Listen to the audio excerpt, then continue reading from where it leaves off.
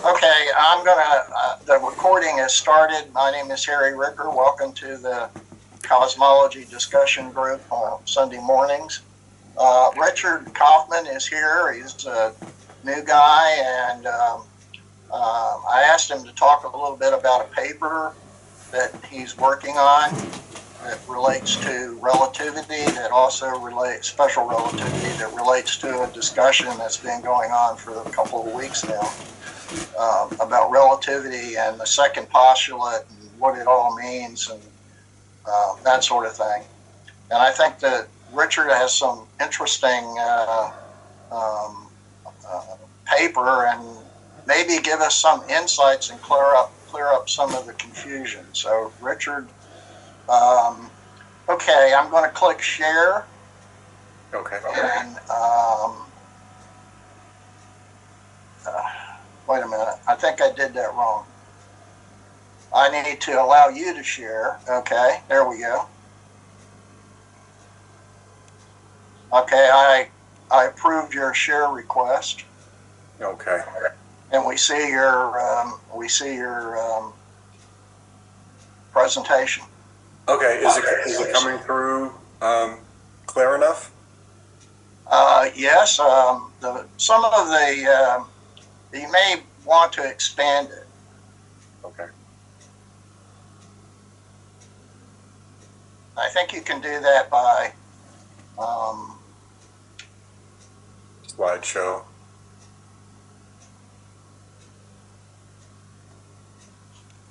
Oh, much better. Okay. Okay, I guess we're ready to go then. Okay, so this presentation is called Einstein's Train Lightning Thought Experiment Revisited, Frame Consistent Simultaneity. Again, as mentioned, it's a working draft paper. It's something I've been thinking about for a little while now. Some of the ideas may ring true to you and some may not. Again, it's a working paper. So, Richard, before you start into it, oh, you have on your first page to tell you about who you are. Give us a little bit of background. I'm a mechanical engineer by trade, I guess you could call it, or at least I was.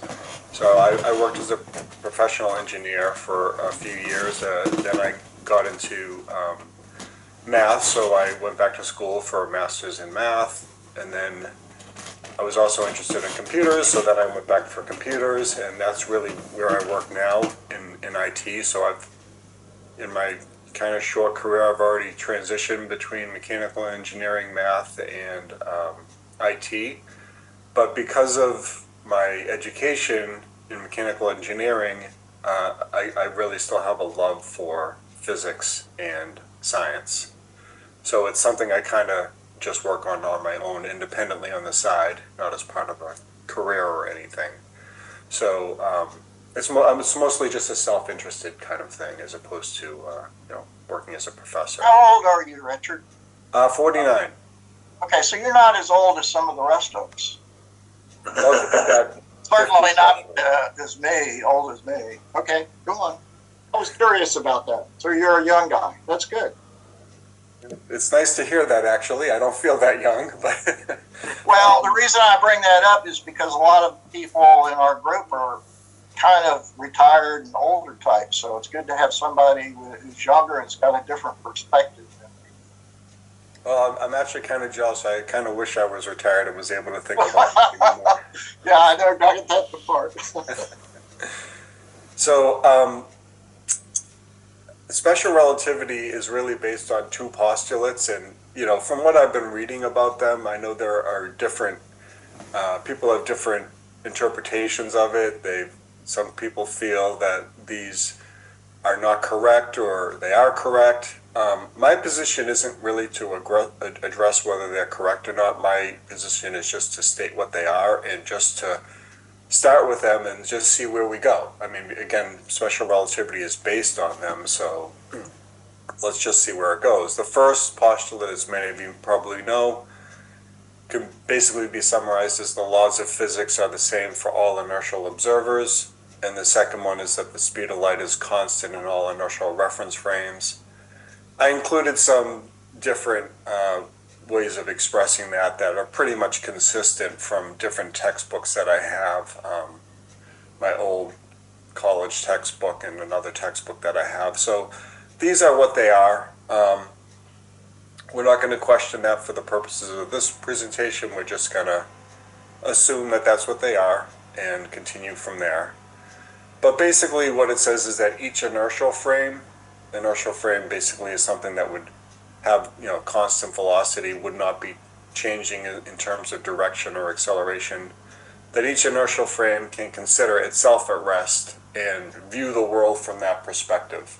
So I'm at rest and I'm looking at everybody else moving around, and that person can say, well, I'm at rest and I'm viewing everybody else as moving around, and the laws of physics should be the same no matter who's observing them.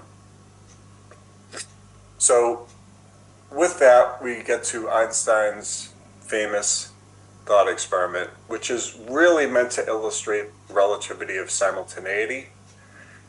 And the way that he does it is he uses a thought experiment with a moving train and a ground observer. So the ground observer might be someone who's kind of stationary on the ground, this person here. I don't know if you're able to see my mouse. Are you able to see my mouse moving? Yes. Okay. And he's looking at this situation where you have a train that's moving from left to right at a high velocity. Obviously, we're dealing with very large velocities when we're talking about things that would be relevant to special relativity. So, for instance, the train could be moving at a velocity of 0.95 c, 95% of the speed of light. And there's a rider on the train that's in the midpoint of the train. So midpoint between the front and the back of the train, here sits the rider. And just as the rider passes the observer, lightning strikes both ends of the train. Simultaneously from the perspective of the observer on the ground. So the lightning strikes and light spheres will kind of enlarge so that it hits the eye of the ground observer from the left and right at the same time. And the ground observer will say, hey, the lightning struck simultaneously from my point of view. Now, the way that Einstein's thought experiment goes, it's kind of detailed here, which might be a little much for you to read in this slide here. But as the train moves from left to right, since the lightning struck when the observers were facing each other, it takes a little bit of time for the light to reach the eyes, right? So there's a delay in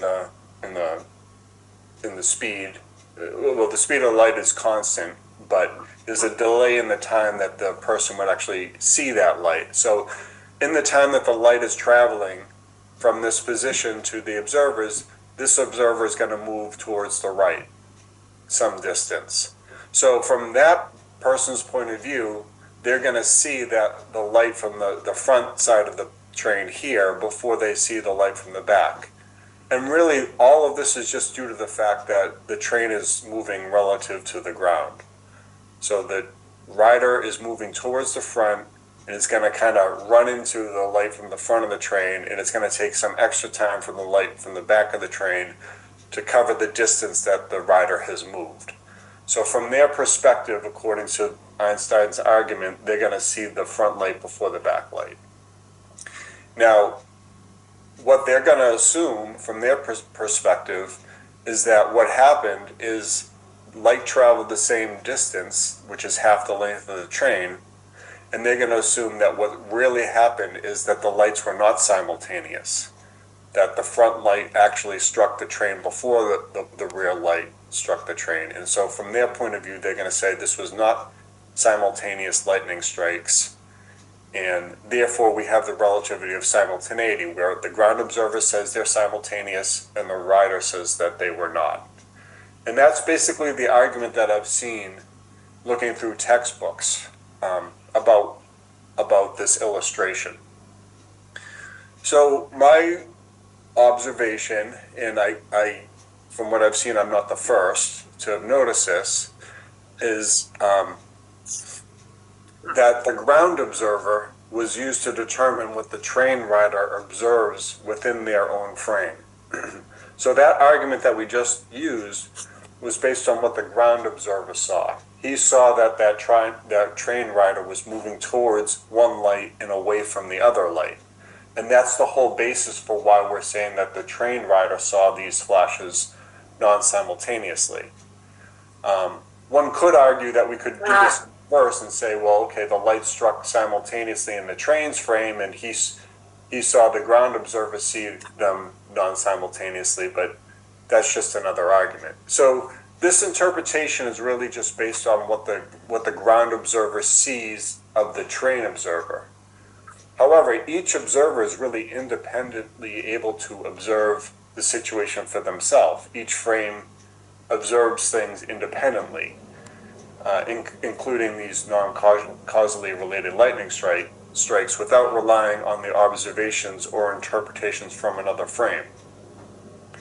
So that's the basis of what I'm going to look at next, and that is the light sphere, or sometimes it's called the light sphere paradox, but I'll just call it the light spheres for now.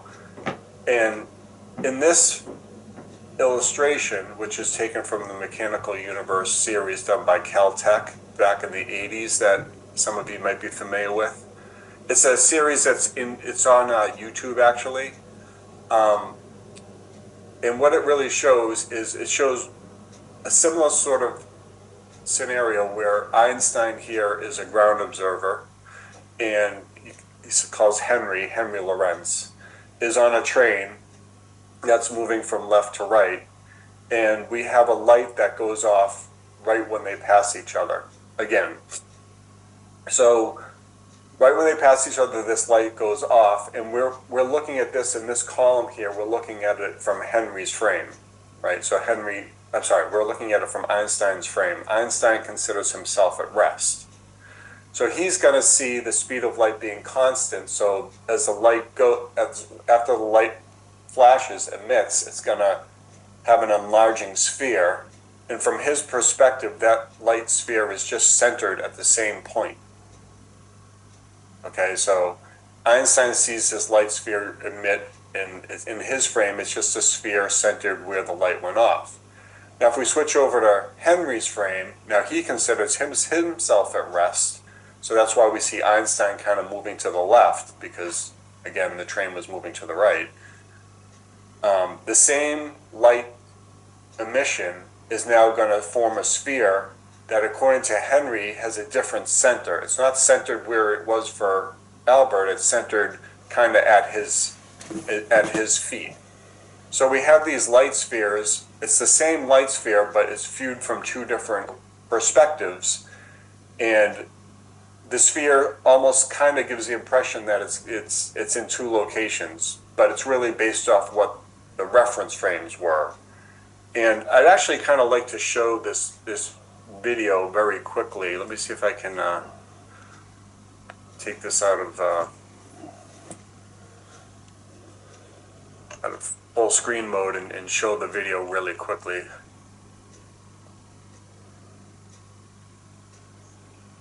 By the way, there is another video here on Einstein's thought experiment. It's on YouTube. I have a link to it here. It's a 2-minute video. I'm not sure I need to show that video unless someone would like to see it. I think you're probably familiar with the thought experiment, so if anyone wants to see it, I can try to show it. It's only 2 minutes. Is anyone interested in seeing it, or? Maybe we can do that later. Okay.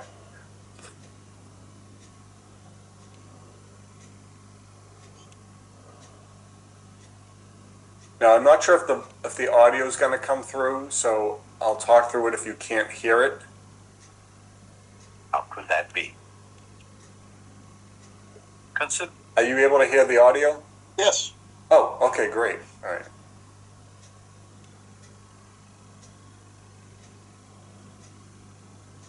Your time discovered are actually two, just that, and a matter of starts with time dilation. But if a more given All the right, constancy it of switched the speed videos of on light, me. there's no doubt that a simple light flash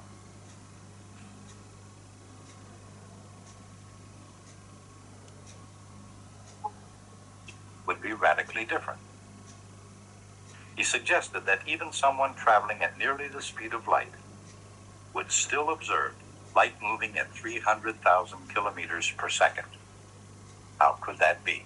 Okay, it's going to start right now. Consider two observers in relative motion. In this case, Albert and Henry, just for the sake of argument.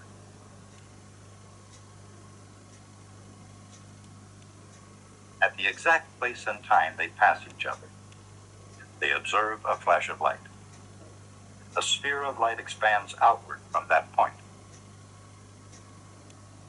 Since each measures the speed of light relative to himself, each believes correctly that he is always at the center of that expanding sphere, even though they themselves move farther and farther apart.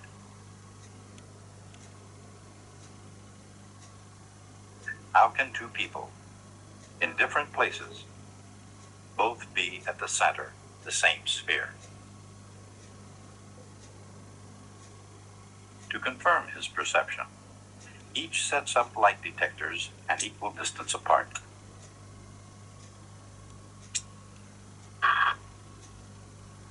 However, while Albert's detectors register the light arriving simultaneously, he believes the light strikes Henry's detectors at two different times.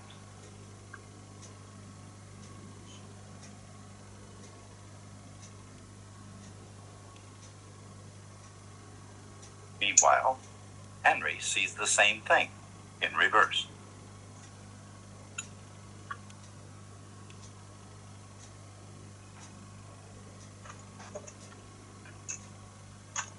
They agree on the speed of light, but they disagree on whether events happen simultaneously or at different times.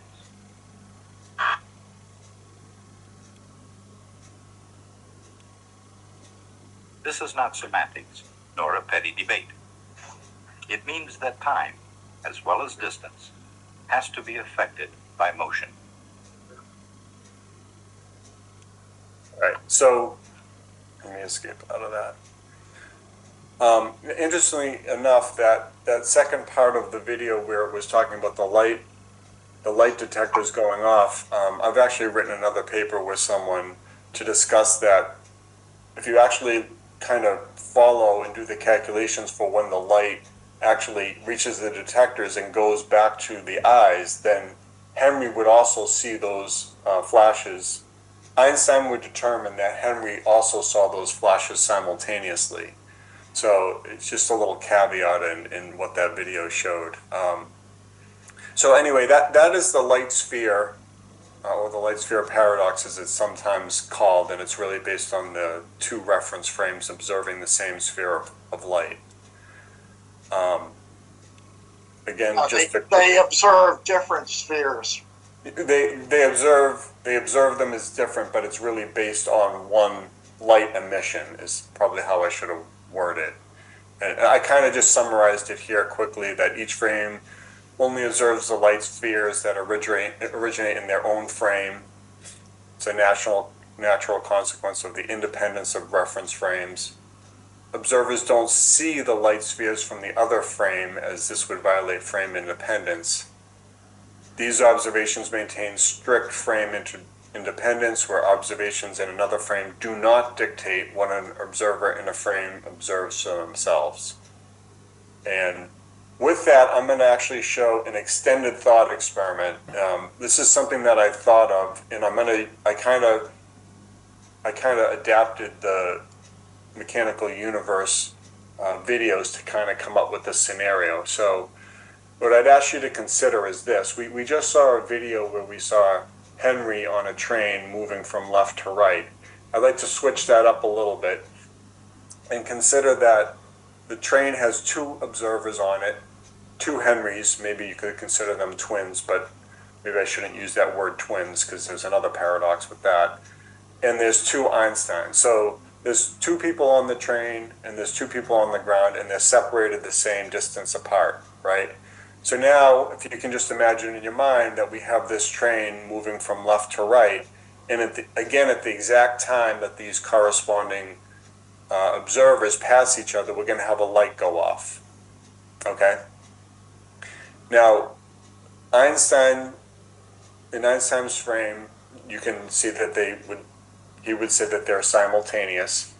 And for example, this left Einstein would probably see this flash go off first, but based on the speed of light and the distance, he would be able to determine, yes, there was a delay that, for him to actually see this right light, but he can calculate that, in fact, during the travel time of the light, that these lights actually went off at the same time. So instead of being positioned at the middle and him seeing them at the same time, he can basically calculate that they happened at the same time, which is also true for the right Einstein. But we can also say the same thing for Henry's on the train, right? They're going to see the light emitted in a light sphere and be able to do the same exact calculation. Henry will see the light right at his feet really happen right when the emission occurs, and he'll be able to see the light sphere from the other Henry expand. The speed of light is constant. He knows the distance. He'll be able to calculate that they kind of happened at the same time. So that's kind of like my argument for how both frames can actually calculate that they would observe or calculate the flashes to be simultaneous within their own frame. Within their own frame, that they'd see that. So, again, I wrote here that observers in the train frame see the light from their own position first and later see the light from the other observer, but they can calculate based off the travel time, the distance to the observers, the constant speed of light. They'd be able to calculate the simultaneity. Similarly, the ground frame would be able to do that, as I just discussed. Now, we can also do something else. We can also add a midpoint observer. So we could add like a third Henry in here and a third Albert. And once we do that, this is very much the same as Einstein's thought experiment, right? Because we just have an observer in the middle of the train and an observer, with this same position across from that rider. And there's just no way that the observers on the train, the two on the end, would see the flashes simultaneously and the one in the middle would see it differently. This is kind of meant to show that even the observers in the middle of a frame would be able to determine that the flashes were simultaneous within their frames. So this thought experiment reinforces the idea that simultaneity is independently verifiable within each frame using light propagation symmetry without requiring verification from another frame. Each frame is able to determine what they observe for themselves within their own frame, regardless of what the other frame thinks that they should see. So the key point is that in special relativity, an important principle is that no frame of reference ever observes length contraction or time dilation of its own objects and clocks. So we didn't really discuss length contraction and time dilation yet, but those are consequences of those two postulates from the beginning. And what we're saying in this presentation does not refute length contraction or time dilation. Nothing I've said interferes with that, but length contraction and time dilation are what one frame kind of determines that another frame should see. So if one frame had a ruler, if Einstein had a ruler in his frame and Henry had a ruler in his frame, Einstein might observe that Henry's ruler looked length contracted from Einstein's perspective, but in Henry's perspective, the ruler is still the same length. There's nothing that Einstein can say, even with length contraction, that would show Henry that his ruler was length contraction. In his own frame, he sees the ruler as the same length. Instead, each frame only observes these effects happening to objects and clocks in other frames that are moving relative to it. Each frame is free from the length contraction or time dilation prescribed to it by another frame. That's one of the key points that I'm trying to make about this presentation. So what does this mean for the Lorentz transformations? Basically, I consider them to be mathematical tools for one frame to understand how its own observations maintain the constancy of light speed rather than as prescriptive rules dictating what another frame must observe for itself. Basically, Lorentz transformations are used to relate coordinates between frames without determining what another frame must observe for itself. So this is a way of sort of preserving simultaneity, that each frame independently observes and concludes simultaneity without requiring cross-frame influence. So in this way, I wrote that Lorentz transformations serve as a mathematical bridge that ensures compatibility of coordinates between frames while preserving the integrity of each frame's internal observations. So I look back at the experimental evidence to see, are there any experiments that specifically show that the relativity of simultaneity is true? And I haven't found any real experiment that definitively confirms relativity of simultaneity. The experimental evidence that I did hear about or read about, and it was actually in the Mechanical Universe series, had to do with a famous experiment done probably 45 years ago now or so by David Fritsch and James Smith, where they looked at a muon experiment, which is the muons that get created in the upper atmosphere and come down through the atmosphere at a very high speed, close to the speed of light. And they did an experiment where they measured these muons at the top of Mount Washington and then compared the number that they counted per hour when they were back at sort of more sea level in Cambridge, Massachusetts. And they basically said that the muons, because they have a very, very short lifespan, should really not reach the sea level. A lot of them shouldn't, but they counted that a high number of them did. So what they determined was that from the Earth's frame, because the muons are moving so fast, that time was dilated, and that's why they were reaching the Earth's surface. And they were also saying that for the muons frame, because it was moving so fast, that the length, the distance between the upper atmosphere and the Earth got contracted due to their speed. Excuse me. So that's why the muon would observe for itself that it was able to reach the ground. But I think that actually makes the same mistake that we just observed in Einstein's thought experiment, because it's assigning length contraction to the muon's frame itself. But again, the muon's frame doesn't observe length contraction or time dilation in its own frame. It's only something that's used between frames. So I think that the experiment gives an incorrect interpretation for what the muon's frame observes for itself, which should not be impacted by length contraction in its own frame. So there seems to be some questions, at least in my mind, about how we're using time dilation and length contraction to justify what a frame observes for itself. So 8 minutes. I'm sorry? 8 minutes. Okay. So my conclusion is really just that I'll just read it here. For frame independence, each frame analyzes phenomena strictly within its own frame, ensuring logical consistency. For simultaneity, it's independently verifiable within a frame using light propagation and symmetry. To resolve ambiguities, we're avoiding mixed frame reasoning, preserving clarity and relativistic effects like time dilation and length contraction.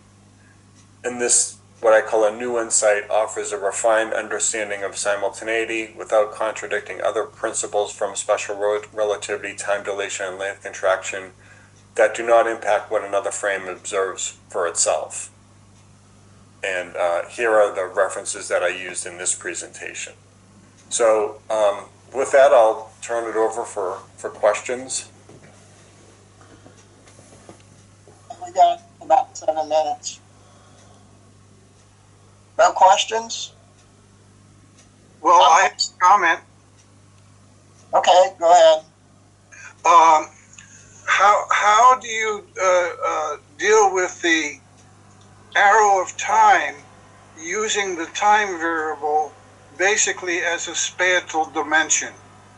That's, in the X, Y, and Z 3D Euclidean space, the something can move both in a positive or negative direction with respect to X, Y, and or Z, but with the arrow of time, that can't happen. So the whole idea of using time as a spatial dimension in the Lorentz transformations or in other discussions seems to be fundamentally flawed. What is your view of that, sir? Well, I'll be honest, I'm not an expert on the Lorentz transformations, and I don't know that I'm in the best position to even support them. I mean, I've read about them, I see how they're applied. Maybe some other people on this in this video have better interpretations than I do in answering that question. My focus has really just been on the relativity of simultaneity and trying to resolve how possibly the Lorentz transformations are not necessarily interpreted to give consistent results. But in order to support the Lorentz transformations based on evidence and everything else, I'll turn it over to the rest of the group. Does anyone else have any thoughts on that? Yeah. Well, as far as the relativity of simultaneity goes, it would seem that that within such close proximity, I mean, within the distance of a train, that such effects couldn't possibly be observed. At least it seems that way. It seems that at great distances it could be possible. However, though, that would seem more attributed to how much time it takes for light to get to the receiver, which doesn't have to do with the relativity of time and space at all, or maybe something like that. Well, just in terms of these experiments, I know that we talk about a train and we probably have a perception in our minds that it's like a real train where the distance isn't that great. But I personally viewed these thought experiments where these could be extraordinarily large trains where there would be because we're dealing with the speed of light, they have to be really long trains, right, for us to be able to measure these impacts. So again, these are kind of like thought experiments. So I kind of view them as really long trains that I can't really represent here because they would have to be so long. But that's my take on that. But I mean, my even with this experiment here, I kind of put this picture together using the mechanical universe series. I'm not sure I see a problem with this setup here. I can't see a reason why these observers would see the lights differently. I just don't see the argument for it. Now, I don't know if this has to do with the time question that James asked or not. So I guess I'll open it up to the group. I mean, I welcome to new ideas and welcome to new thoughts and interpretations. Well, I would just say, if I may, that one reaches sort of contradictory conclusions by looking at all these phenomena. I mean, looking at the muon business that you talked about, yes, you're right. From the muon's own frame of reference, you cannot talk about contraction and so on. However, you can also look at it another way. You can say, well, the atmosphere is outside his own frame. It's an entity out there. It's a ruler out there, and yet in his own frame, it's moving relative to him at a high speed. So therefore, it is contracted. Now, I personally, I don't accept the relativity of simultaneity. So in that sense, I'm with you. But I think there's a fundamental flaw in the Lorentz transformations. They were introduced really to help to solve a problem. They do it in a very bad way by introducing things like length, contraction, time, dilation. So therefore, you're really tying yourselves in knots by looking at all these examples and getting contradictory results. Another example would be the famous twin paradox, where you from an apparent symmetrical situation, you get, according to orthodox views, you get a net time difference, so that the twin stays on Earth ages faster than the other person. So I don't know if that helps, but I'm just saying that I believe there's a fundamental flaw in all this, and I think your analysis is quite interesting, but you're going to be tying yourself in knots by looking at all these things, because it's based on an incorrect premise in the first place. You've introduced this trick, which is what the Lorentz transformations are. It's a trick to try to preserve invariancy based on some incorrect postulates, to wit, that the simple analytical approach using partial time derivatives is correct, and also that there's no ether. Well, I actually appreciate that, because, I mean, the only reason, the argument was really based off of Einstein's thought experiment. That's what got me interested in what I viewed as the incorrect interpretation of the ground observer determining what the train rider must observe for himself within his own frame.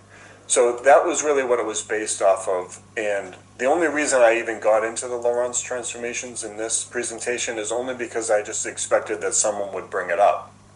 Like, there's no reason I need to even discuss that in this paper. And to be honest, I'd kind of rather not go down that rabbit hole, because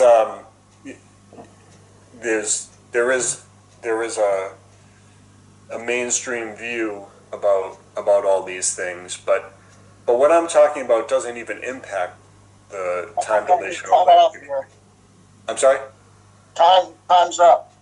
Okay. We'll continue in the next session. Okay. Thank you, guys. Thank you. Oh, okay, there's Richard. Okay, very good. Well, I thought that was very good. I would like for Richard to continue to answer the question, continue what he was talking about.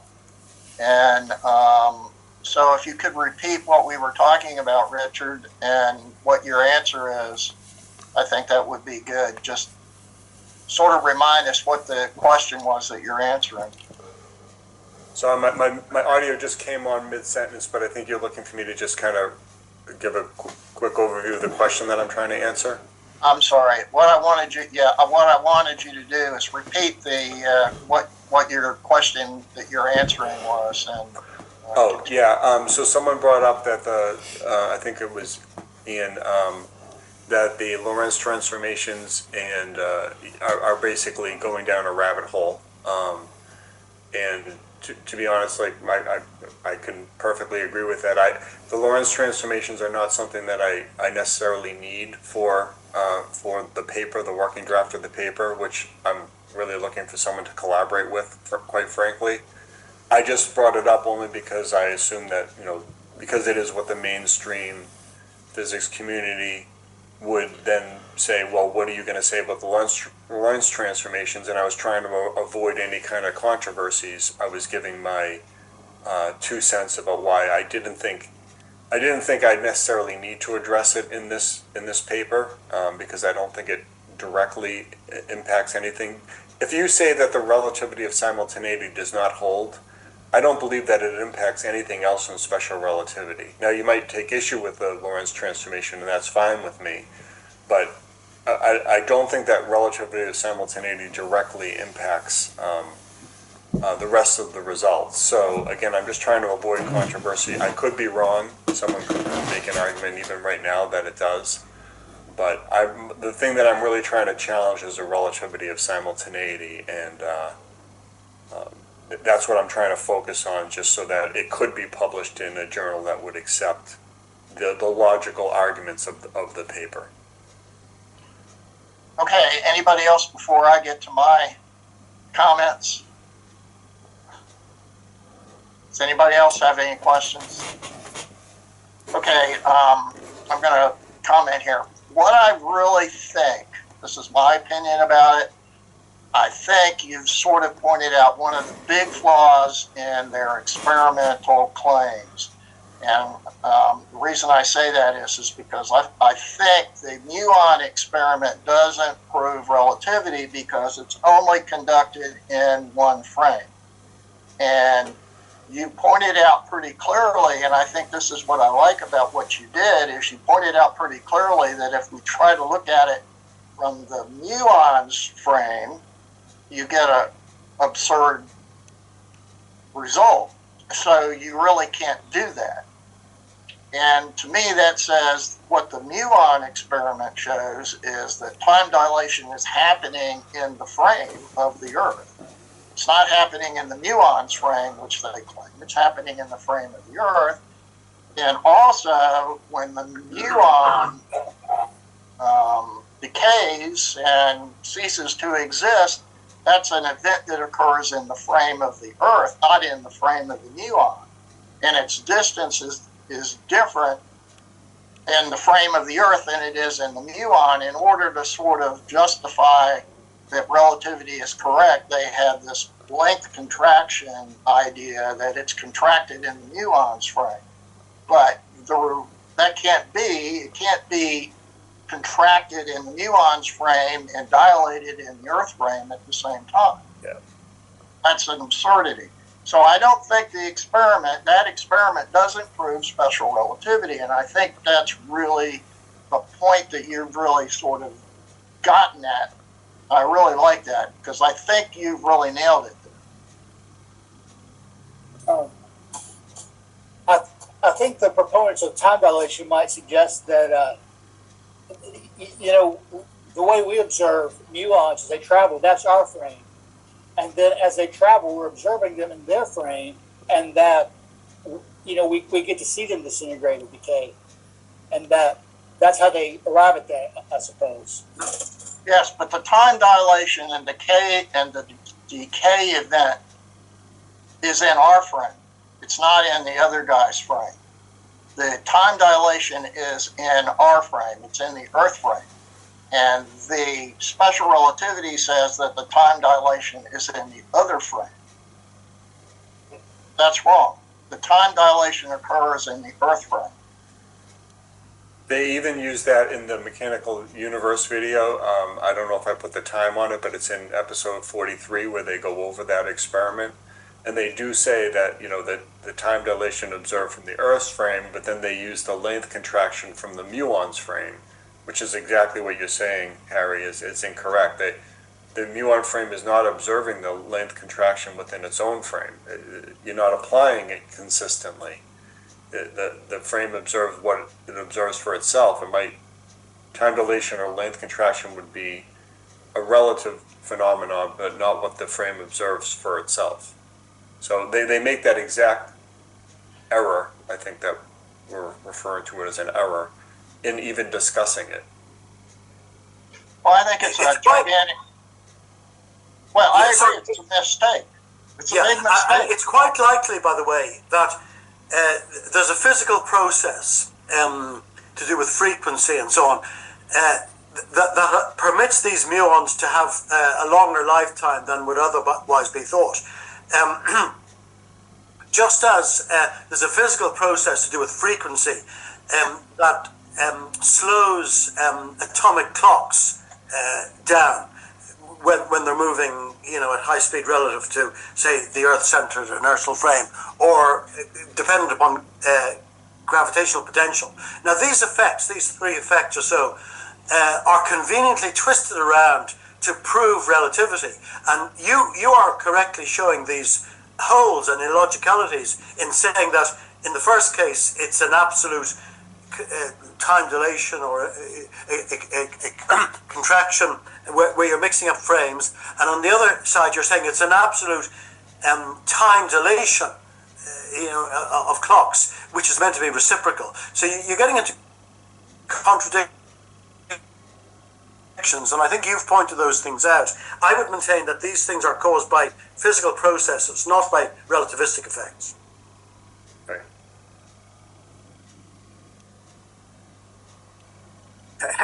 Hence the illogicality, hence the contradiction you're getting.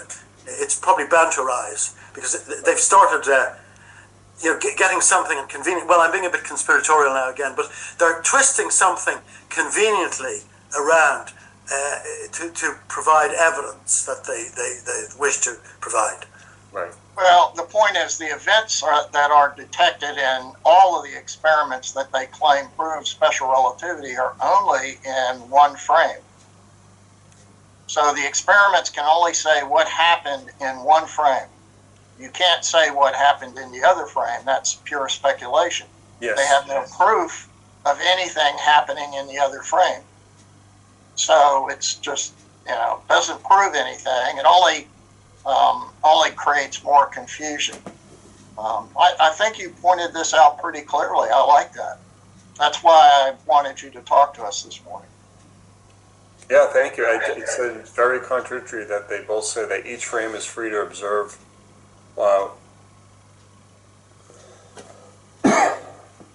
That the other frame is dictating what it needs to observe for itself. It seems kind of contradictory. Right. Okay, now as regards to the Lorentz transformations, I know that the reason that you're talking to me here today, talking to us, is because I did write a paper about this called the light sphere paradox, in which I showed that you can't solve the Lorentz transformations as are used in special relativity for any other situation other than when the velocity is zero. So it's a degenerate system of equations. In other words, there's only one solution. The solution is when v equals zero. When v equals zero, the two different frames are the same frame. And when you have the two frames in the same frame, then events are simultaneous. Right? You can say events are simultaneous in both frames because both frames are the same frame. Right? That's easy. But when they're moving relative to each other, you can't say the events are not simultaneous. The events in one frame can't be said to be simultaneous in the other frame, okay, because you have a contradiction, and the observers can never agree on what simultaneous is one frame versus simultaneous in another frame, so they can never agree. I think that's what your point is about. Well, I guess I'm saying that they might say that there's no absolute simultaneous, so that's what they're saying. But I'm saying that the observers within each frame could observe, even though it doesn't necessarily happen in the time coordinates of the other frame, that they could observe that the lights are simultaneous within their own frame. So Henry would see the lights, and the observers on the ends and the one in the middle could observe the lights simultaneously. In an Einstein's frame, he could also observe those same lights that emitted happening simultaneously within his frame.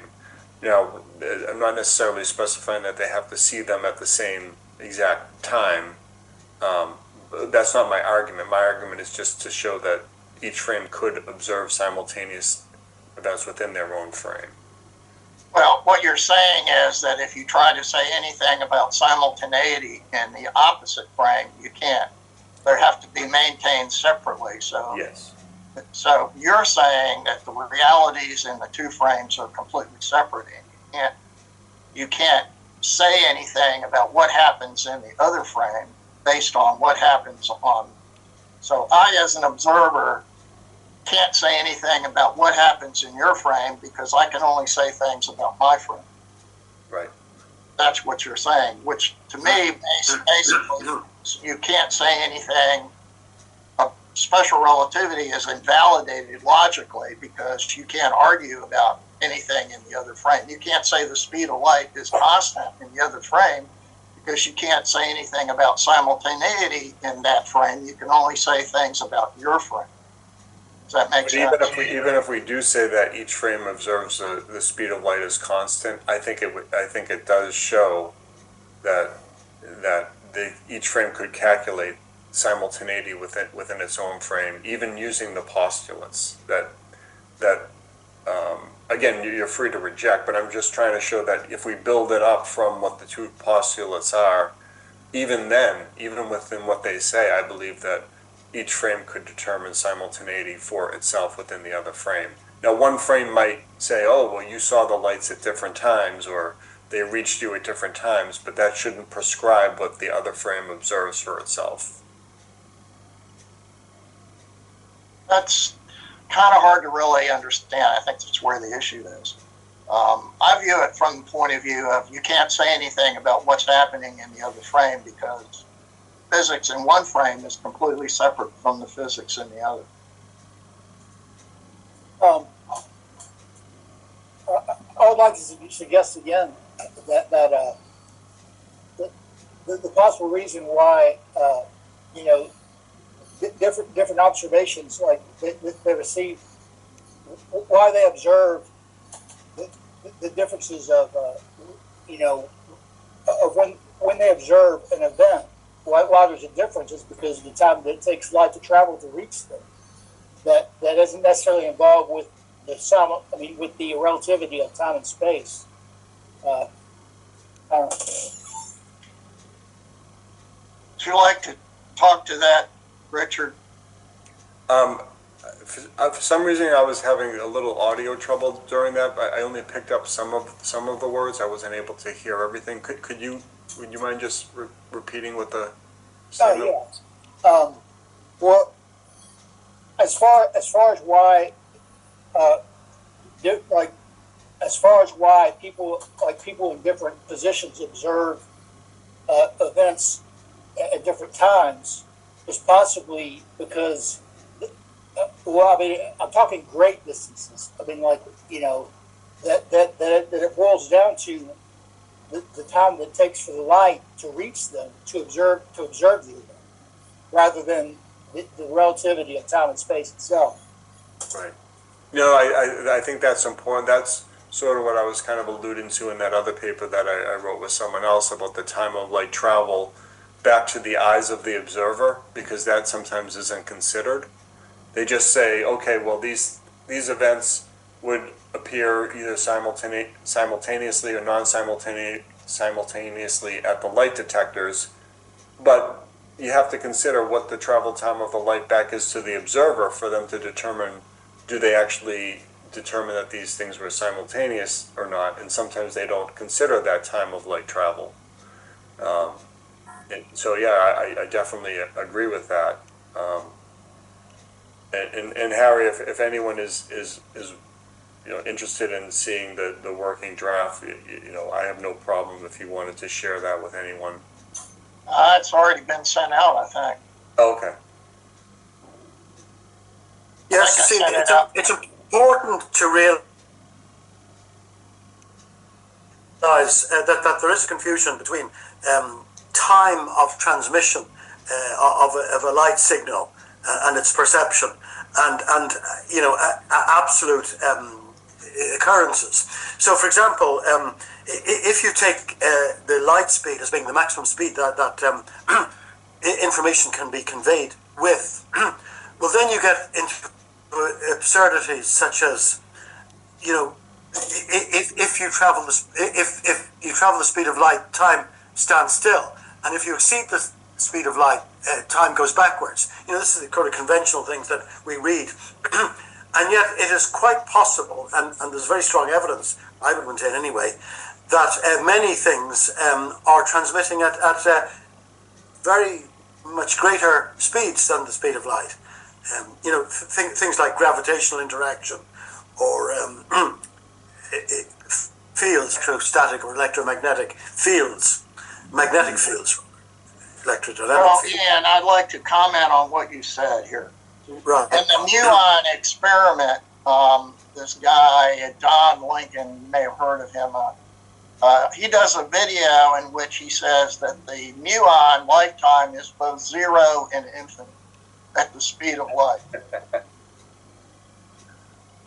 Yeah, right. And I asked him, what was the correct answer? Because you gave two different answers. It could be 0 or infinite. And he never answered. That's what we call clown physics. Yes. It's interesting that they keep citing all these experiments.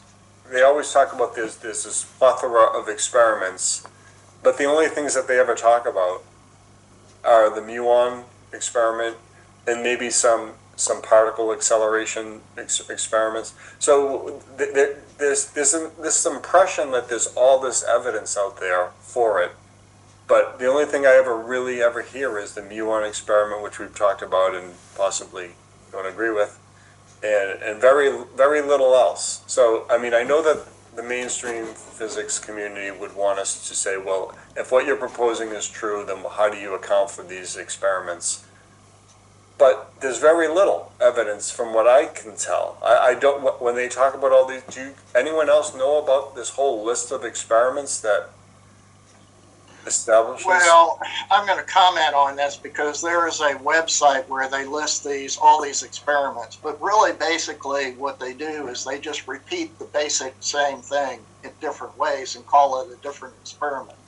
So, for instance, they repeat the Michelson-Morley experiment. You know, you can do it at light, you can use it at microwaves, you can do it, you know, with ruby lasers, you can do it. And they call each one of those a different experiment. You see what I'm saying? But it's really only the same experiment done with different techniques. So it's just one experiment. There's also the Haefel-Keating experiment, which was discussed yesterday. I don't know if you saw that.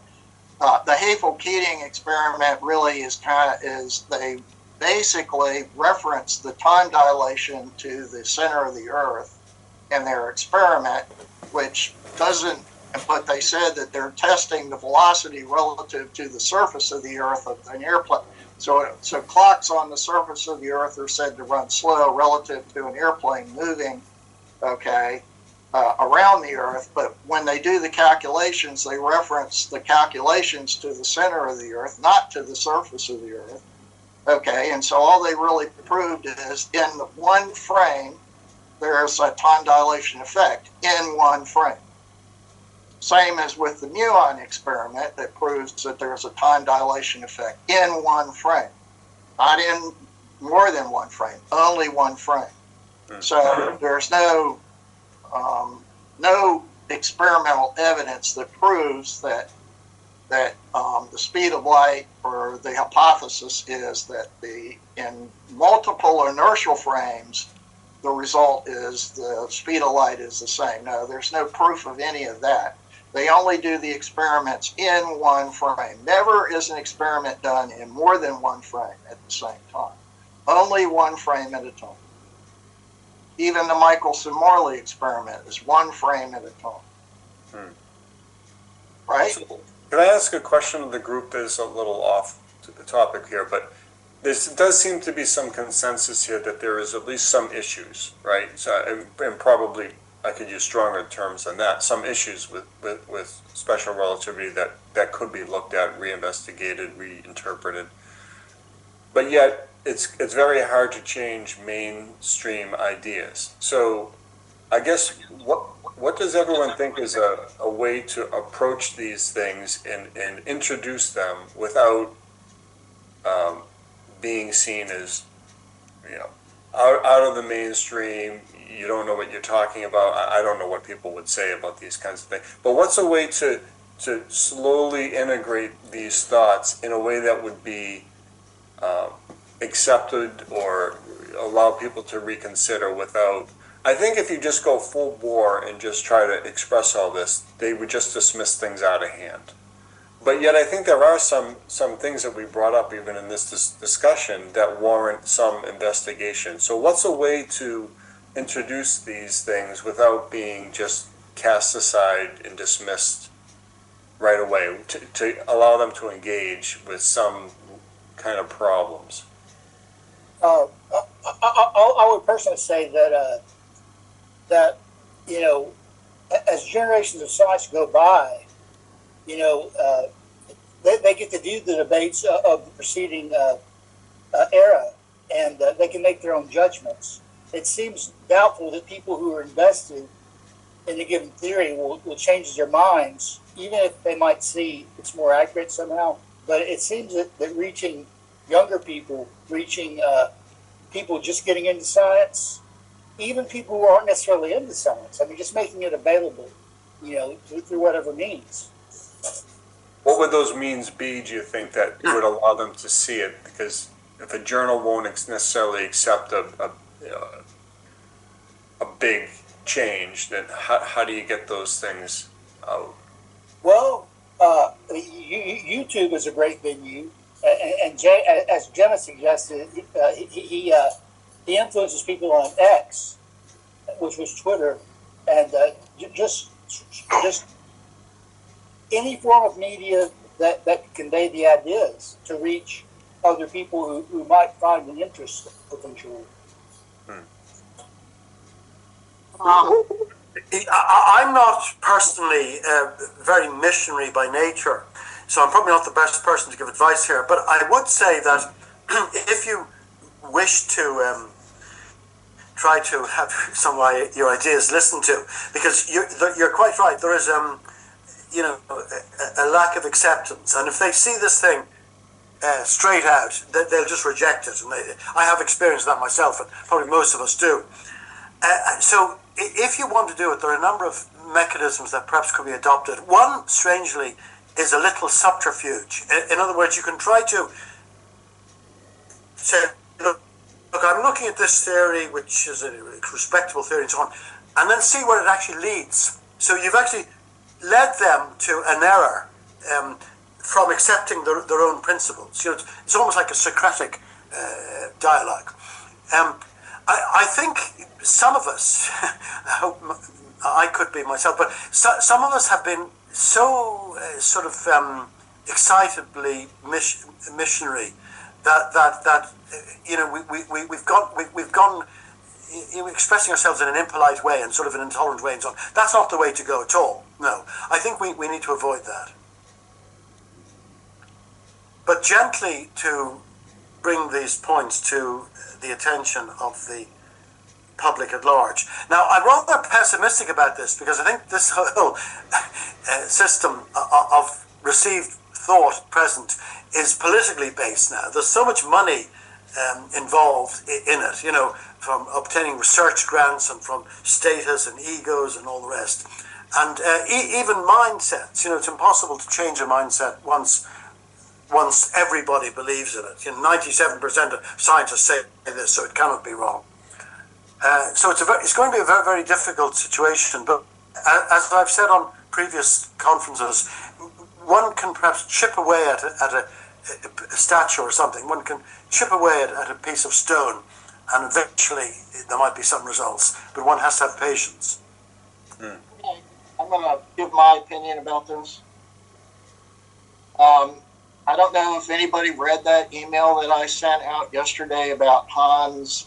How do you pronounce his last name? Deyssenroth, I think. Deyssenroth. I think so. And at the end of his paper, he has a conclusion, and one of the statements that he says is that the reason why we have to revisit special relativity is because it cannot be reconciled with quantum mechanics. And I've heard this before. I don't like to reference Sabine Hassenfelder because I think some of her ideas are completely off the wall. But she did make a video where she was talking about quantum gravity, and one of the problems with quantum gravity is it's inconsistent with special relativity. So I think one of the avenues of approach is if they get rid of special relativity, they can fix a lot of problems in physics that they can't. They're making no progress. Quantum mechanics doesn't work because it doesn't match with special relativity. Quantum gravity doesn't work because it doesn't match with special relativity. Why? They've got a wrong special relativity theory. They could fix a lot of physics if they ditch this stupid theory. They don't realize it. And I think one point is keep telling them this until they figure it out. That's my idea. You know, there are a lot of other ideas, but that seems to be the big problem now in physics. Special relativity, general relativity doesn't work with the rest of physics. And so they're holding on to general relativity and special relativity, and then they can't make any progress in other areas of physics because they've been holding on to this bad theory, and they can't get rid of it and can't let it go. So they're trapped. They're stymied in stasis. They can't go anywhere. They can't make any progress because they're holding on to this wrong theory. Maybe eventually this idea will, light bulb will go off, but I think it can only happen if people basically force them to, realize that this is where the problem is. Yeah, that is very true. But also, there are some applications where the technicians get the thing right. So for example, take GPS. Well, I think we would agree. I think you and I at least would agree, Harry, that if you applied the exact principles of special relativity, GPS wouldn't work. You have to work in regard to sort of an inertial frame, and you have to put in these Sagnac corrections and so on.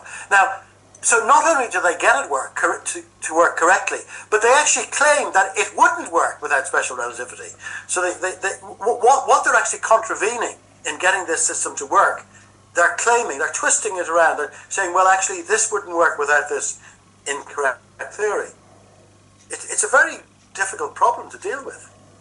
Well, they have to realize at some point, if you're not going to tell them, they're not going to realize it. But right now, they're basically,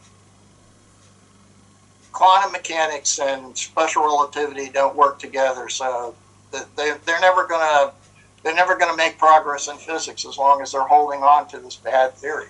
That's my view of it. And unless people start telling them, I think Hans, in his conclusion, sort of politely said that. I don't know that anybody's paying attention to his paper. But I think he was saying, well, we're not going to fix our problems in quantum mechanics until we get rid of special relativity and vice versa.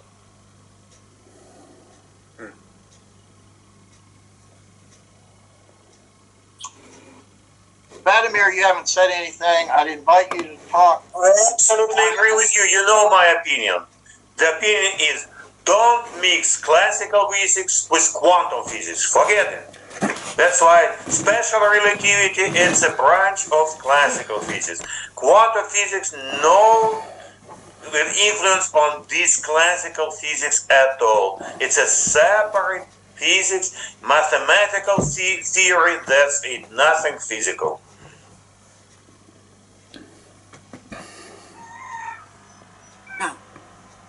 You know why?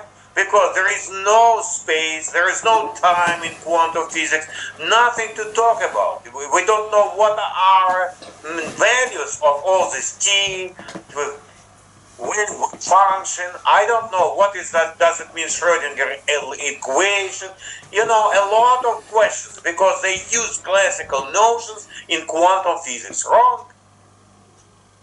Well, yeah, you can take that view. That's why even that's a whole nother problem. I think that it's not a problem. It's two different stories. That's it. Simple like this.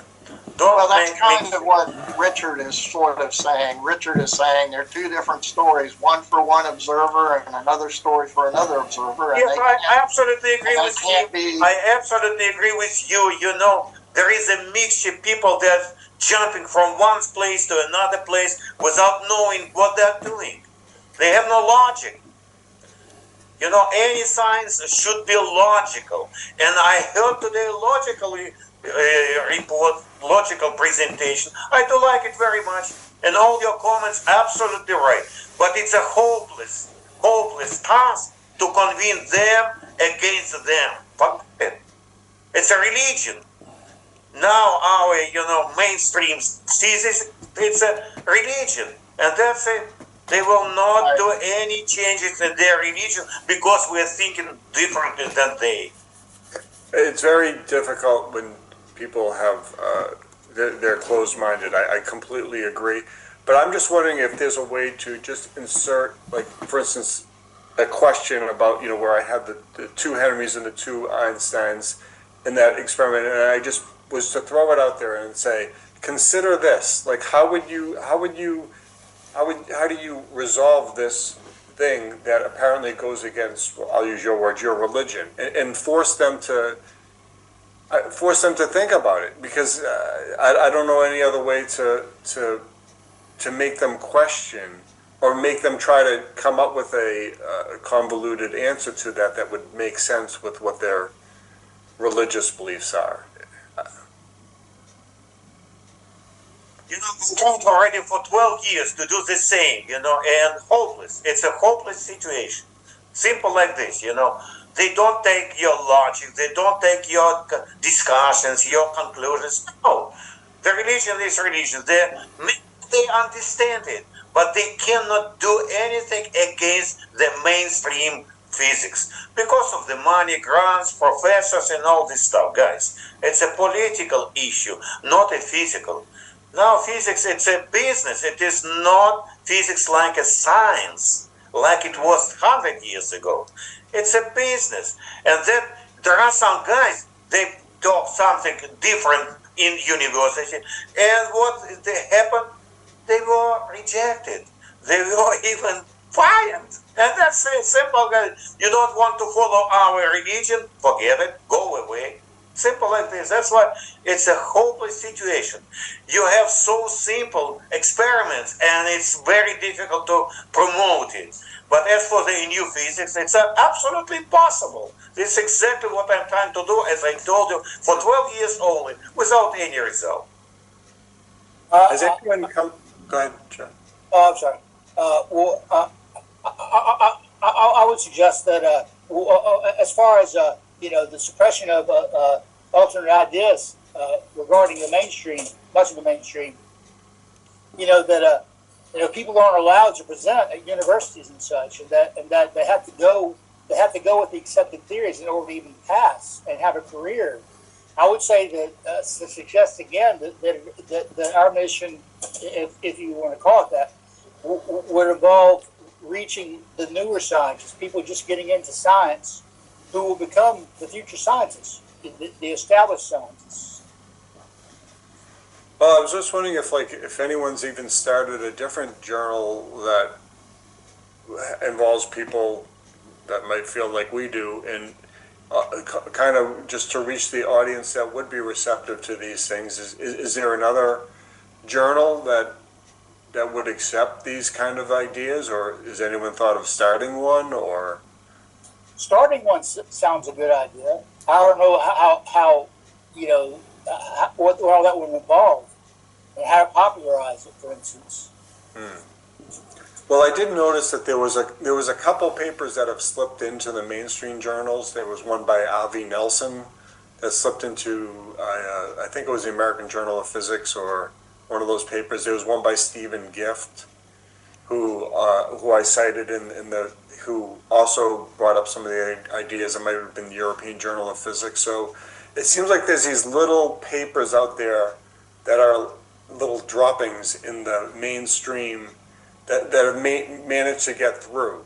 I don't know, if they just sit on the vine and die there, but it seems like there's either the ability for someone to get a possible little paper into one accepted journal, or the alternative is just to do another kind of journal that would be more accepting or more, think about these other things in a different way outside of the mainstream journals. That's all I can think of at the moment.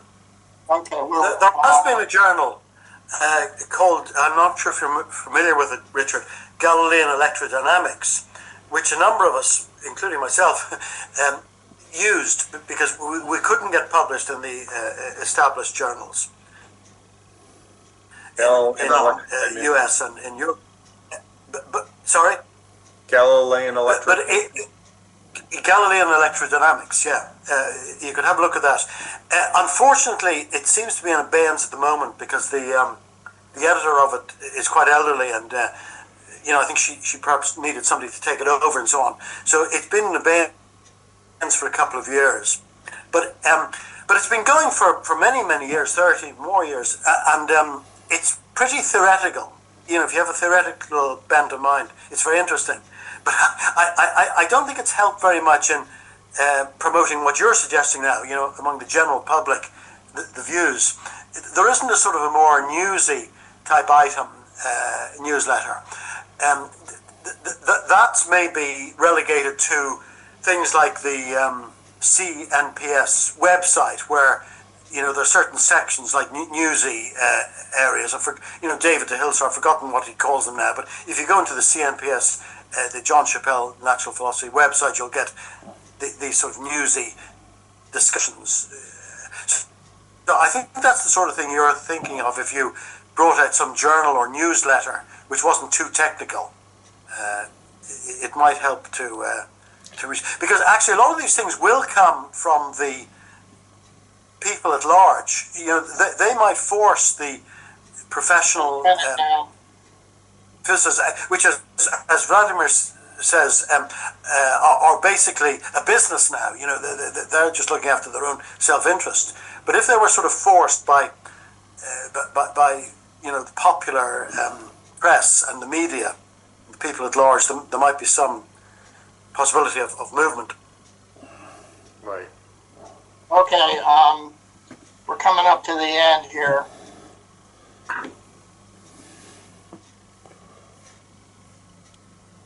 There's Pyrrhion is defunct. That was a journal.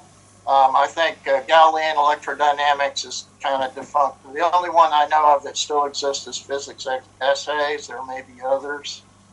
I don't know if you heard what I was commenting on. There was a Pyrrhion,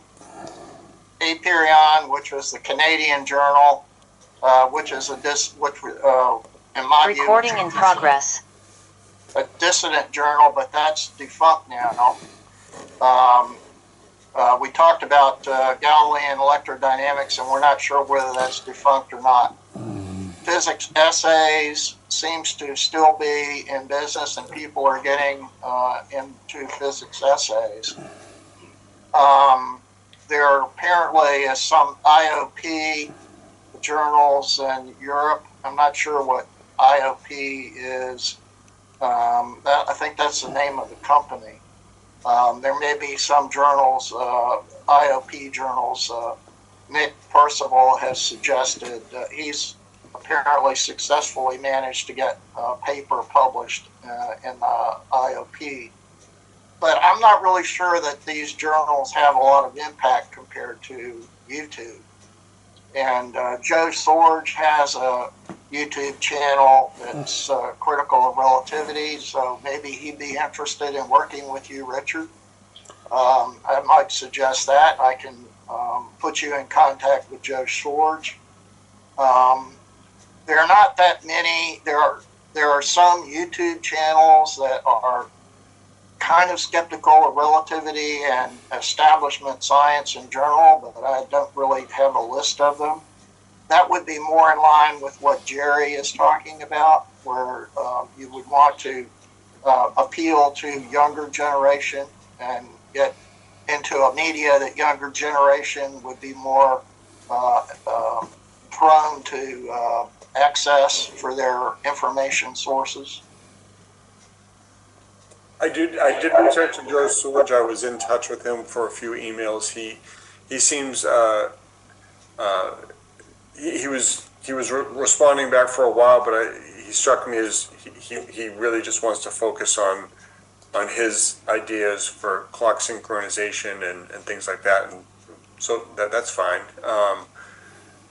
So I haven't heard back from him the last time I emailed him, but I'm just curious about physics essays, if people had luck with that, and I'm actually also just curious if, Vladimir, you said you've been working on this for 12 years, what you've done, have you had any inroads anywhere, or you mentioned 12 years, and I'm just wondering what that consisted of and what you tried to do.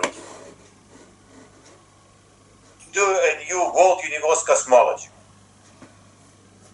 It's a big issue, and I have already about 100,000 downloads of my papers, but no one of the famous physicists, mainstream physicists, took a look. Maybe they took a look, but no response at all. tried to reach some universities, some journals, and I found my journal, Journal of High Energy Physics, Gravitation, and Cosmology. At least, and it's a very good chairman of this, journal, Professor Corder. He can take a look at something alternative. You can publish some papers in this journal as an alternative to existent mainstream ideas. He can accept it, no problems. That's why there are some journals that can accept some alternative view on any phenomenon. But no one, so named famous mainstream journals, will accept your paper. Forget it. What was the paper that you had 100,000 people look at? Where was that? I published only in this journal 38 papers. 38 papers.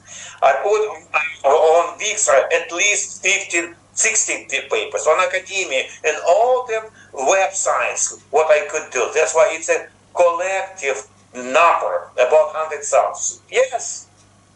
Yes. And there are only two great supporters of my model.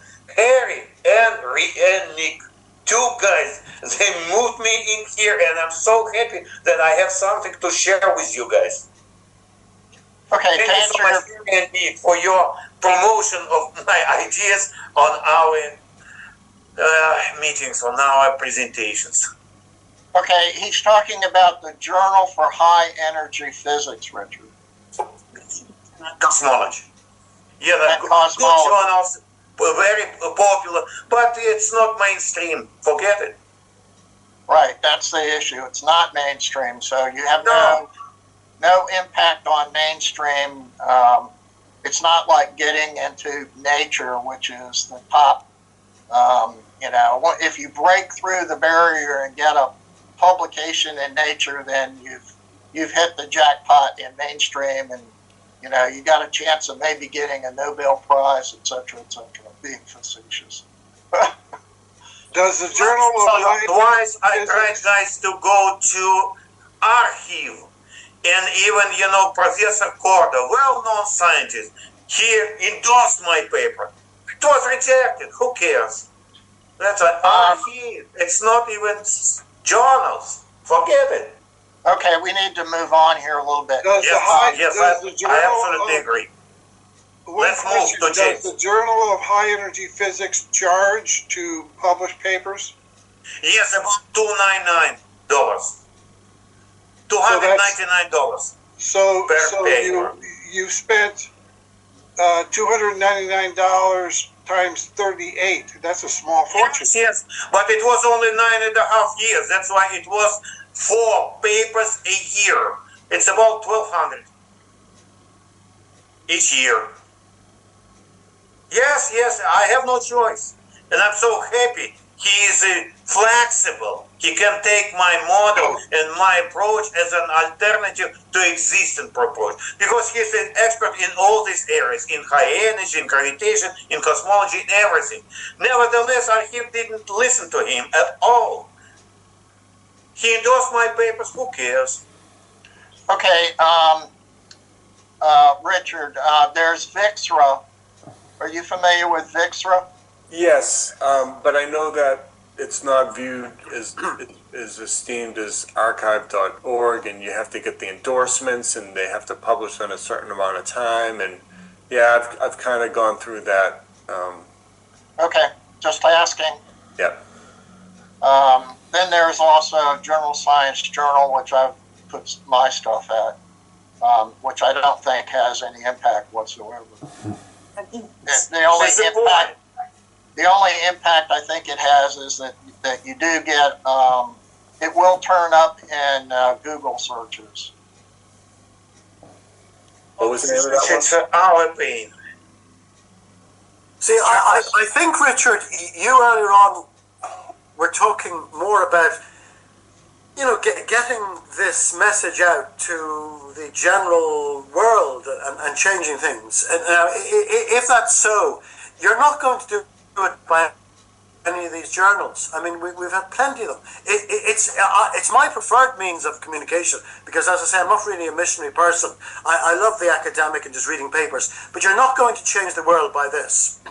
I mean, look what happened to the very subject that we were talking about today. Einstein, maybe in 1905, published thing, wasn't really looked at. But then shortly afterwards, it said, this is really crazy, a lot of nonsense, taking Poincaré's and Lorentz's ideas and just extrapolating them out to this complete system of reciprocity. A lot of nonsense, it's fantasy. And that went on maybe for 10 years. General, again, a lot of fantasy, and then you have the mathematicians coming in, fiddling around with it, a lot of nonsense. What did it? We've had a world war, we've had millions and millions of people killed, and we have British scientists and a German scientist. They're coming together, they're going to be funded, they're going to go on expeditions to look at the total eclipse of the sun, and they're going to see a phenomenon which we've never seen before. And we're going to see, is this paper that this man produced 15 years ago any use? And Sir Arthur Eddington says it is. He says he's going to prove it. And they do this, they go on evidence, they get results. And the papers say Newton destroyed, new paper, Einstein. That's what brought it. It's all media, publicity, hype. That's what did it. So if you want to do it, that's the way to do it. I'm not advocating that because that's not my means of operation. But that's the only way you're going to change the world. By getting into the media, by getting something, really glamorous, and something that's going to attract the attention of the masses, not the academics. The academics will follow. The politicians will follow. Okay, I think we've talked enough about your work, Richard, and I would like to invite you to stay with us, if you will, unless we have any more questions or comments. Move on. I have a quick comment. I have the thought of how, like, for instance, on the Saturday shows in the chat room, a lot of the, I've seen it suggested by mainstream scientists, a few of them we have there typically, who, they've criticized us for, we can't even agree ourselves on what's the truth. However, I think it's a valuable thing to see the ongoing debates and listen to the discussions and the interplay of exchange of ideas in order for people to make up their own minds. Well, I think what you'll find is if you go through the mainstream, you'll find they don't really agree on much of anything, really. It's only the teachers who claim this is right because we say so, and the journals suppress any dissident opinions. There's a lot of disagreement in mainstream. So, but there is a problem with the dissident community not really being able to agree on much of anything. I agree with that, but that's just human nature, I think. Anyway.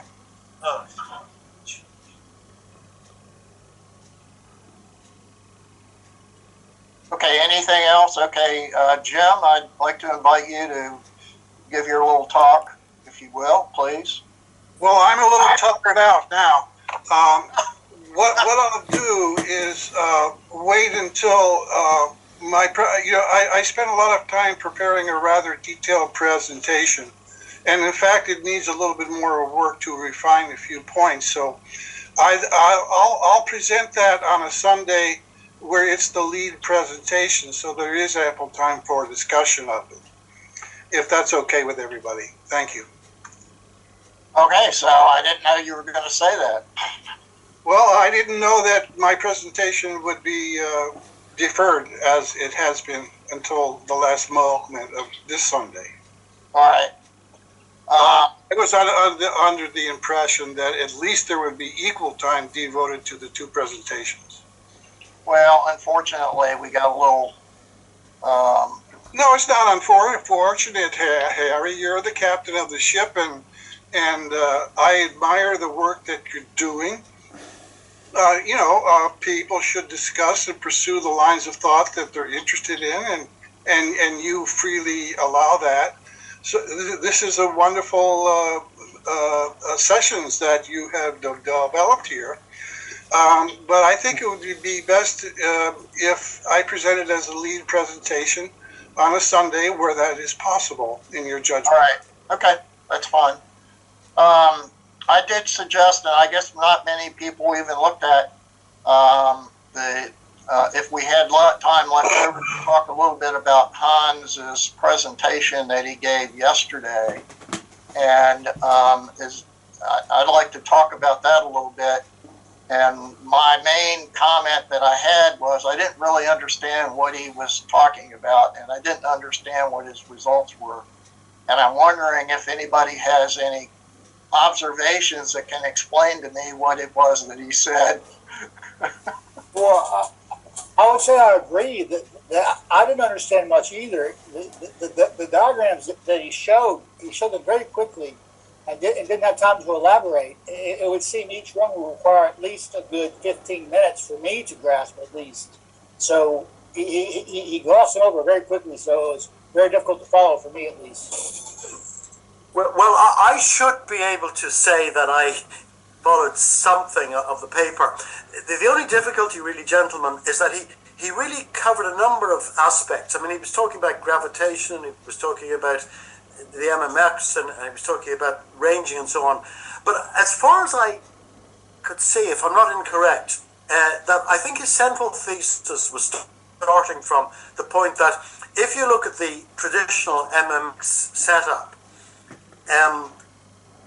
well, he was saying that we traditionally look at maybe light bouncing off a mirror, say at 45 degrees, and then, you know, and if the mirror is moving, well, then this will have a motion in that direction. So if you look at the vertical, he gave a diagram of this. If you look at the vertical movement of the light from the source to the mirror and back, well, if this object is moving with the Earth through the ether, if you like, well, then the ray would be moved so that it would be incident upon the next position of the mirror after a little time. But he was saying, no, it doesn't. It's not like a tennis ball hitting a mirror, like a photon. He said it should remain, so that the MMX couldn't in principle work. Now, if I'm not misconstruing his ideas, because the light wouldn't actually be deflected so that it would hit the position of the mirror a few moments later. It wouldn't bounce back. So therefore, you get a null result, and the whole experiment is faulty. I think that's basically what his thesis was. Now, then he, what you're referring to, Jerry, there is, I think, I hope I'm not misconstruing him.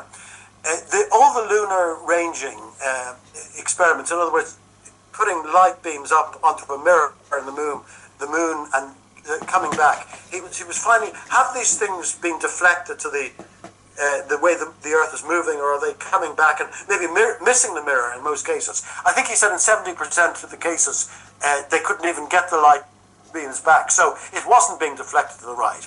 And then he used his ideas, and he plotted these in these fancy graphs against the months and the number of observations and so on, and he found well, what he found, and this is a bit surprising as well, when you started putting all the ostensible movements of the Earth into the equations, so you put the spin of the Earth, and then you put the revolution of the Earth, and then you put the movement of the Sun, and then you move the galactic motion, and then he still didn't get correspondence. But then he put in the movement of the group of galaxies towards the great attractor or whatever, and he found this great coincidence. It seemed to be almost too good to be true.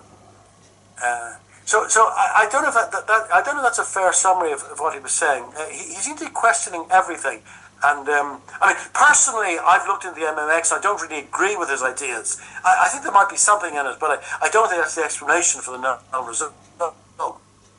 Yeah, well, if I could add another he's point looking at these things very fundamentally.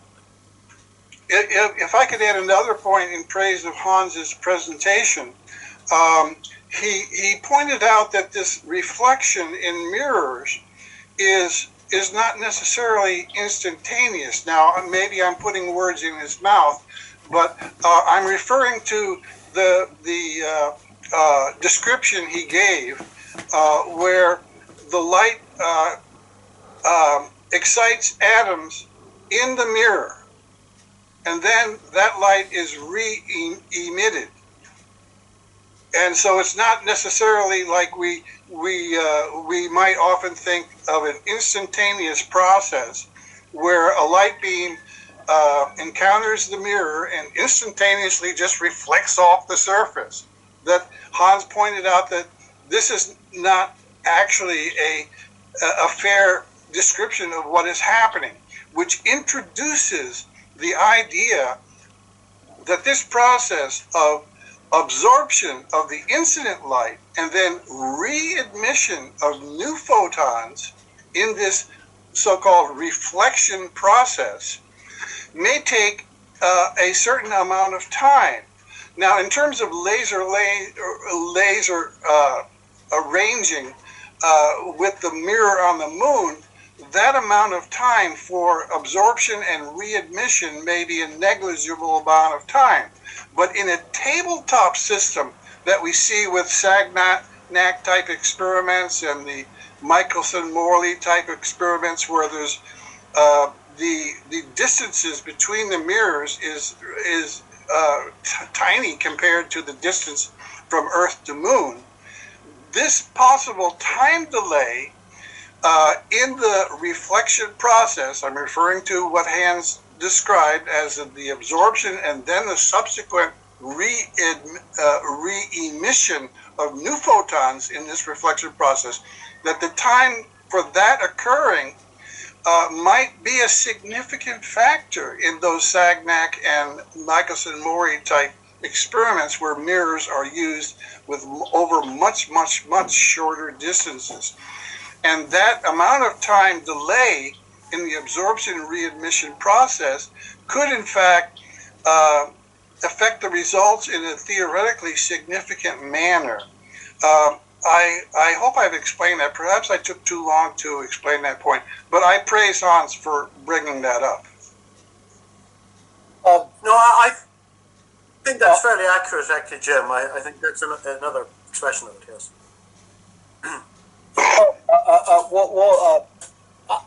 I'd always thought that the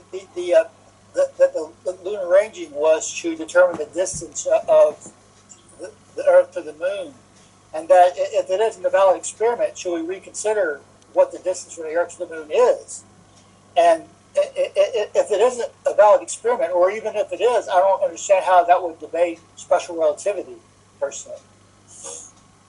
Yes, well, that's what misled me a little, because the sort of ranging that I've been looking at, and I think I mentioned it very briefly, Venus ranging and lunar ranging, and also the Jupiter experiments of Romer. What these endeavor to do is see whether the speed of light remained constant, independent of the speed of the source. So, for example, if you were moving towards the reflected ray, would it still come back at c, or would it be c plus v and contrary c minus v? I thought he was going to speak about that. Indeed, yes. Although I did have a look at his paper beforehand, and I thought maybe he wouldn't. No, that wasn't conception. It was basically this conception of re-emission, yes, from a reflected light, and whether there was no lateral movement, or whether, as Jim says, there was a delay, or these two effects maybe together. That's all he was talking about. Another point in Hans's most interesting presentation that I don't think I fully captured what the theoretical significance of it was his claim that the longitudinal component of the light signal and the transverse components would arrive possibly at different times. It's in that figure that Harry sent us in a ping image,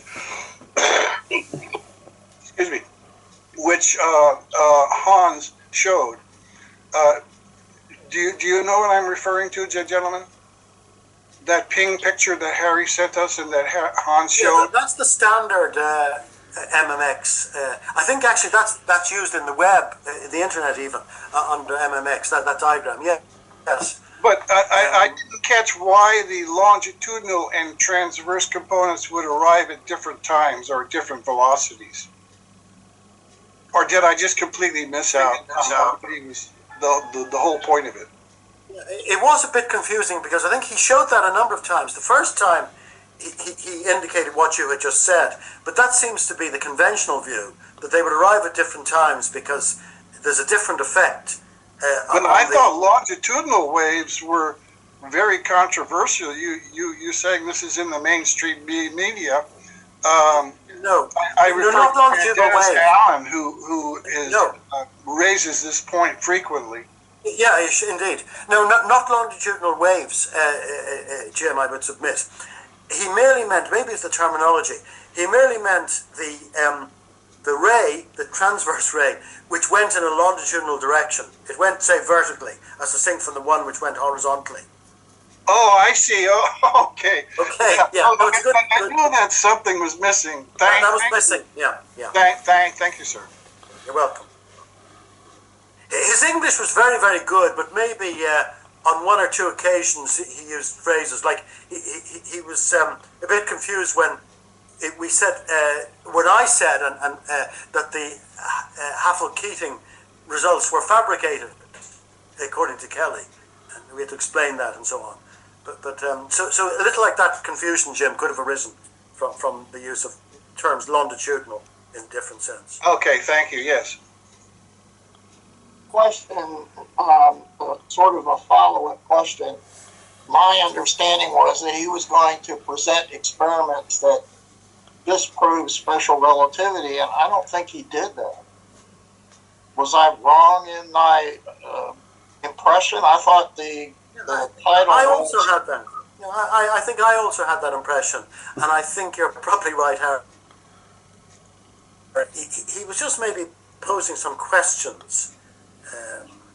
Well, I thought that what his point was, I mean, correct me if I'm wrong, but this is what I thought the point was that because at different times of the year, the returns that were counted in the experiment were different, that showed that there was a change in the velocity of the light between the Earth and the Moon because of the effect of the movement of the Earth in the galaxy and that sort of thing. That's what I thought he was saying. And I thought he was implying that meant that there had to be some kind of ether. Or alternatively, Harry, that it could imply that there's a preferred direction in an absolute reference frame that he sort of uncovered there, but it needs further examination to determine exactly how that might be realized. Yeah, you could. Yeah, that's a similar. Yeah, I got but that. to be fair, I don't think he said that. I mean, he did make those points, but and I thought perhaps he was leading that way, and I would have been happy had he done so. But I don't think he did. At least he didn't express it clearly that was what he was all about. Okay, well then, what was his reason for presenting this? What was the point he was trying to make? Or did he present it merely as an unexplained phenomena? I mean, what was his theory? You see, I think he was saying that special relativity was wrong. I thought he perhaps didn't go that far. He might have said, because of this problem with the mirror, that you have re-emission, and you don't have, direct light, which is carried the moving mirror. The MMX type experiment couldn't work. So therefore, his lunar ranging, I think, substantiates his idea that that's the way this re-emission occurs. Now, I don't know why it's occurring at different times of the year, probably depending upon the velocity. You're probably right relative to some. So, but he didn't say that in clear terms. Well, also I was a little bit skeptical in the initial figure that he showed. There was like almost a sine wave hump like this with two peaks. And then he went on to do calculations and analysis and remove that sine wave hump and wound up with one peak. So I'm saying, hey, you know, like, how does that happen?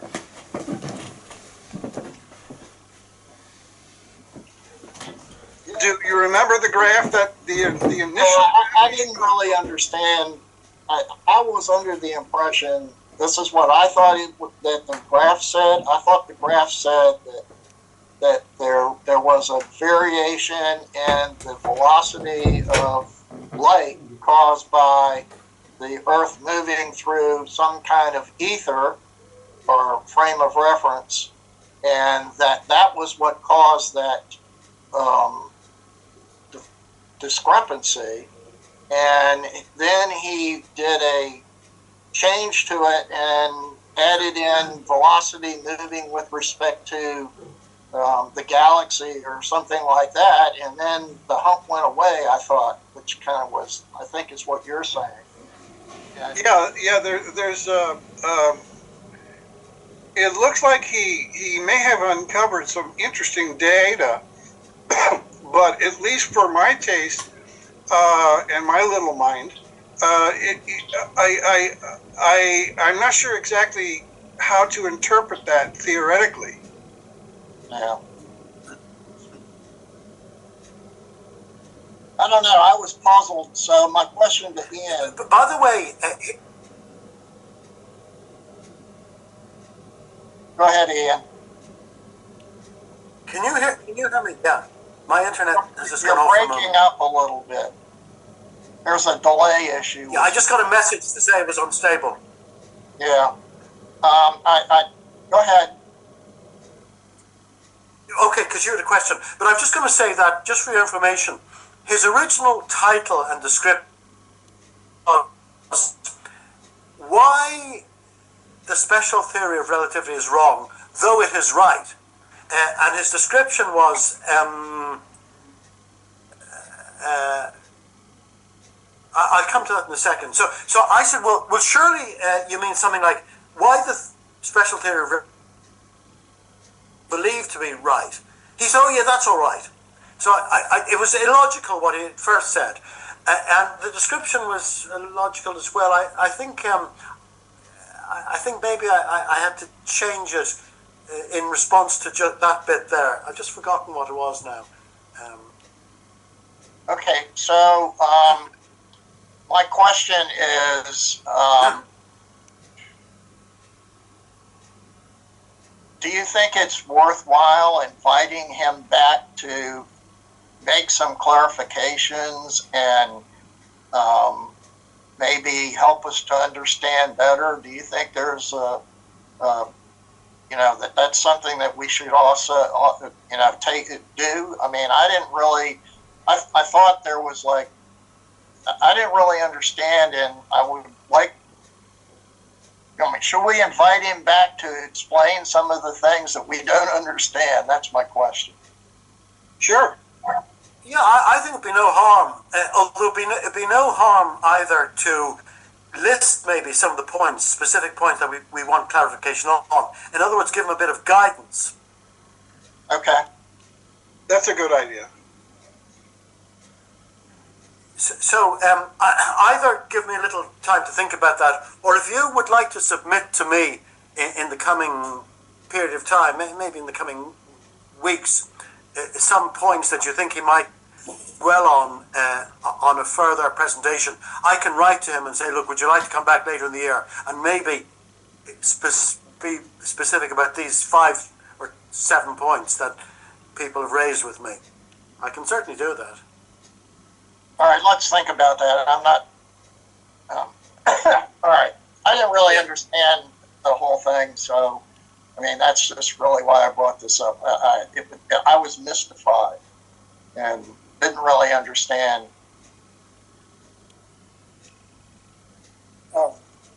Well, I have a question involving the potential ether that would influence the propagation of light to the reflector, to the receiver on Earth. I'm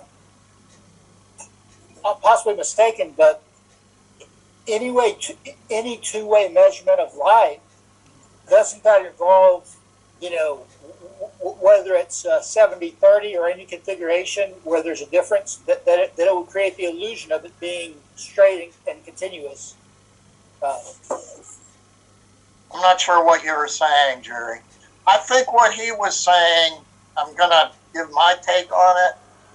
I think what he was saying is that if your assumption is that the photons go directly out and come directly back, that if the Earth is moving laterally relative to the ether medium, that would mean that the photons would miss the detector when they go out and come back, that the photons wouldn't come back and hit the detector. And so because of that, the number of photons counted would be decreased. That's what I thought he was saying. But the more he talked about it, the more confused I got. Does that help you any? Yeah. Well, if light travels only relative to the ether, and that when light travels through the ether, that it would seem from Earth's perspective to travel at a different rate than C.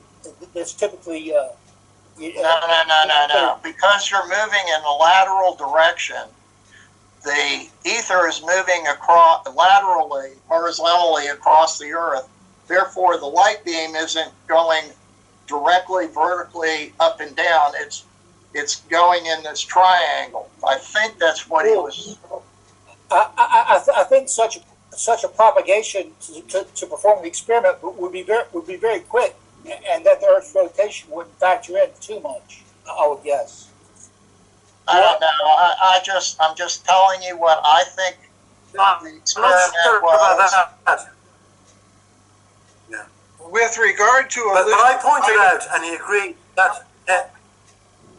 With regard to sorry, just very quickly, that I pointed out that this non-carrying laterally was what Michelson first adopted, actually, in his original analysis of it. But then that was pointed out to him later, it was incorrect, and he should have this triangle.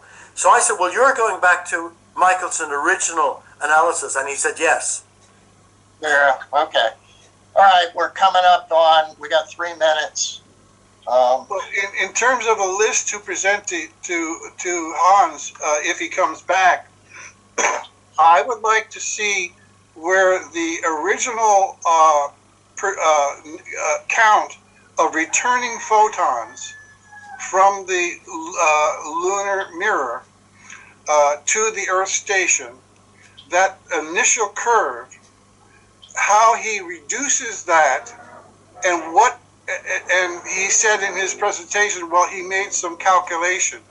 Well, if he could provide us what those calculations were, like 1, we did this, and 2, we did this, and then the curve now looks like that because we've taken out such and such factor. Then we did the next calculation, and finally we wind up with a very sharp peak in the middle. So that's a kind of guidance that I'd like to see, because in order to evaluate what he presented in terms of its scientific merit and significance, I think we need that additional clarification on what his calculations actually were from the original raw data of that curve, that's just like half of a sine wave there, half of one sine wave cycle, that hump, down to a single spike. Okay. Yeah, I was thinking about that too, and I didn't know. They kind of left me sort of wondering. I didn't really understand what he was talking about. All right, we got a minute to go. I want to thank everybody. Thank Richard particularly for giving a presentation. I think you did a really good job, Richard. And I hope some of the questions and some of the feedback helped you. Thank you. Did.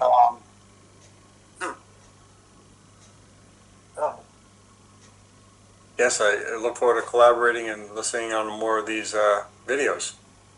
Yeah, well, you're on the distribution list now. Great. Probably be there forever. I wish I had more time, but I'll join whenever I can. Well, I'm glad you had time today. And I actually thought you did an excellent job.